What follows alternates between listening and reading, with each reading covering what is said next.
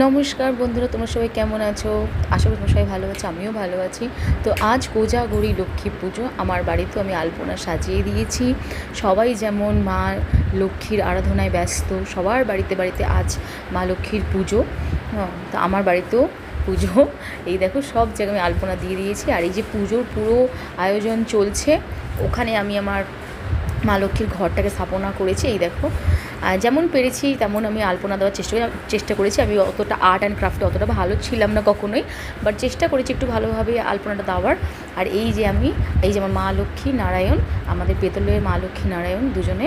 তো আমি যেহেতু সবসময় মানে সিংহাসনেই থাকে, আমি নাবাইনি মাকে। তো এই যে দেখো, ভালো করে সাজিয়ে আমি আমি নিজেই পুজো করি।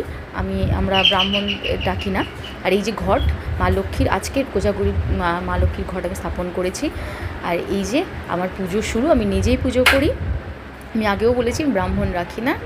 হ্যাঁ, তো এই যে সুন্দরভাবে আমি আমি আমি যেমনভাবে পেরেছি আমার মনের মতো করে পুজো দেওয়ার চেষ্টা করেছি। প্রত্যেক বছর আমি নিজে হাতেই পুজো করি, এবছরও আমি নিজের হাতেই পুজো করেছি। আমরা ব্রাহ্মণ ডেকে পুজো করাই না। এই সমস্ত কিছু অবশ্য ফলটা সব মা কেটে দিয়েছে। আমি যে শাড়ি পরে, হলুদ রঙের শাড়ি পরে পুজোয় মানে পুজোয় বসেছি। আমার খুব শখ ছিল যে একদিন আমার নিজের ঘর হবে বা বাড়ি হবে, সেখানে আমি এরকম পুজো করব। আর আমার পুরনো বাড়িটা একটু ছোট ছিল, ওটা 2 কামরার ঘর ছিল। আর মানে সামনেটা তো খুবই ছোট বলতে গেলে। এই যে দেখো, আমি টিপ পরে একদম ঘেমে একাকার। এই যে আমি পুজো, তোমাকে আমারও মুখটা দেখিয়ে দিলাম। দেখো, পিছনে আমার মা দাঁড়িয়ে আছে। হ্যাঁ, এই যে আমি আমার পুজোটা শেষ করলাম। তো তোমরা সবাই কেমন আছো? আশা করি